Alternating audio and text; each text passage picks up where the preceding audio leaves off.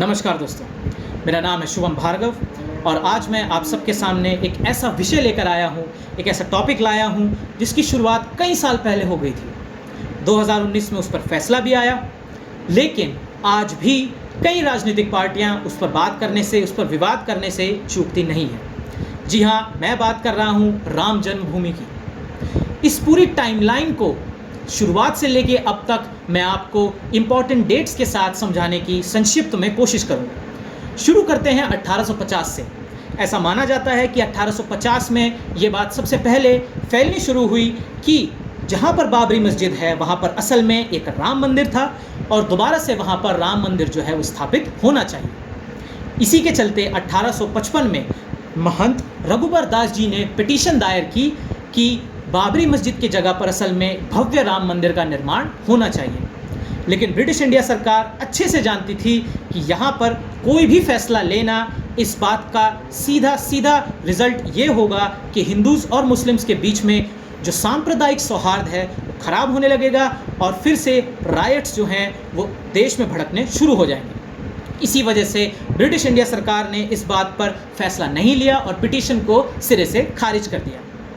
इसके बाद जब ये पूरा इशू ठंडे बस्ते में चला गया तो अगली इम्पॉर्टेंट डेट जो हमारे सामने निकल के आती है वो है 1946।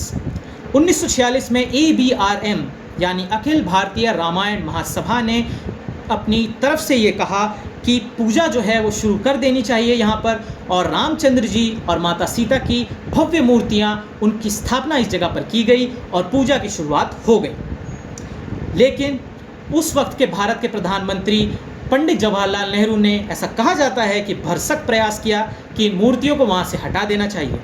उनकी तरफ से ये मानना था कि यहाँ पर इन मूर्तियों के होने के कारण हिंदूज़ और मुस्लिम्स के बीच में लड़ाई जो है वो बढ़ सकती है, सांप्रदायिक सौहार्द खराब हो सकता है।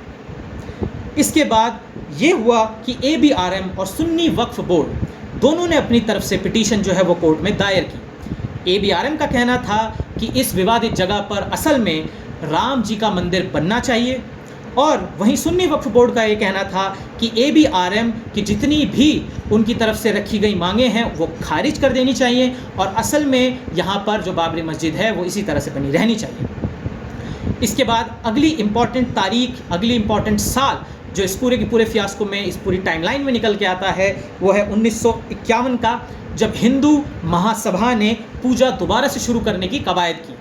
लेकिन मैं आपको बता दूं 1951 से पहले जब ये दोनों पिटीशन ABRM की और सुन्नी वक्फ बोर्ड की कोर्ट में थी, तब कोर्ट ने इस पूरे लैंड को एक डिस्प्यूटेड लैंड घोषित कर दिया और उसका मतलब ये था कि अब ये मामला ठंडे बस्ते में चला गया है, ना ये एरिया अभी हिंदूज़ का है ना यहाँ मुसलमान का एरिया है।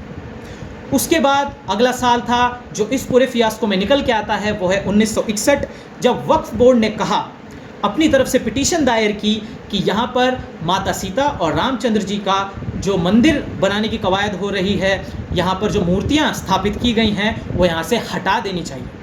पर गौरतलब इस बात पर करना चाहिए दोस्तों कि सिर्फ 3 साल बाद ही ये पिटीशन जो है वो सुन्नी वक्फ बोर्ड की तरफ से 1964 में वापस ले ली गई। उसके बाद 1986 में जो गेट्स थे वो दोबारा से ओपन किए गए और 1990 वो ऐतिहासिक साल है जब ऑपोजिशन के सबसे बड़े नेता श्री लाल कृष्ण आडवाणी ने अपनी रथ यात्रा निकाली। उस रथ यात्रा से ये हुआ कि पूरे हिंदुस्तान में कई लोग जो हैं वो लाल कृष्ण आडवाणी के साथ आ गए। उनका भी ये मानना था कि यहाँ पर राम जन्मभूमि ही है और विवादित भूमि पर रामचंद्र जी का मंदिर ही बनना चाहिए। और फिर आई वो तारीख जब जो हमारे हिंदुस्तान के इतिहास में दर्ज है, 6 दिसंबर 1992।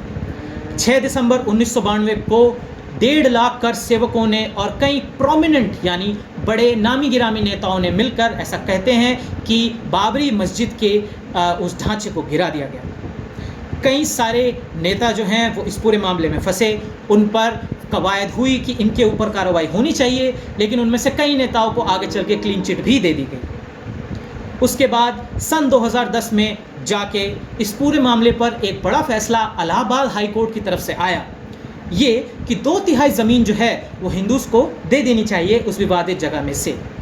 लेकिन उसके बावजूद दोनों तरफ की पार्टीज़ जो थी वो खुश नहीं थी इस फैसले से और आखिरकार 2019 में जाके 8 नवंबर को फैसला आया और फैसला रंजन गोगोई की सदस्यता में यूनानिमसली लिया गया कि उस जगह पर, विवादित जगह पर श्री रामचंद्र जी का भव्य मंदिर का निर्माण होगा।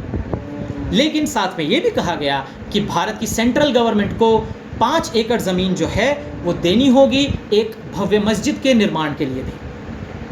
और अब आने वाली 5 अगस्त को भारत के प्रधानमंत्री श्री नरेंद्र मोदी जो हैं वो अयोध्या आने वाले हैं और शिलान्यास करने वाले हैं, शुरुआत करने वाले हैं कंस्ट्रक्शन वर्क की उस भव्य राम मंदिर के। 5 अगस्त एक बहुत ही इम्पॉर्टेंट और दिलचस्प तारीख है, उसके बारे में मैं आपको एक चीज़ और बताना चाहूँगा। 5 अगस्त को अगर मैं आपको बताऊं, जम्मू और कश्मीर में जो आर्टिकल 370 का एबॉर्गेशन हुआ था, यानी कि हटाया गया था, उसको भी 1 साल पूरा हो जाएगा। जी हाँ, पहली सालगिरह है इस फैसले की जो आर्टिकल 370 हटाने के पक्ष में हुआ था। और उसी 5 अगस्त को ये भारत सरकार के प्रधानमंत्री जो हैं वो शिलान्यास करने वाले हैं, शुरुआत करने वाले हैं राम मंदिर के कंस्ट्रक्शन की। और अब देखना दिलचस्प होगा कि सारी पॉलिटिकल पार्टीज़, खासकर जो विपक्ष में हैं, उनकी तरफ से अब आगे क्या बयान आते हैं और क्या ये पूरा फियास्को जो है वो यहाँ पर थमता है, और भारत सरकार का जो कहना है कि 3 से 3.5 साल में इस मंदिर का निर्माण होकर ख़त्म हो जाएगा, क्या वो अपने इस वादे पर खरे उतर पाते हैं या नहीं। धन्यवाद।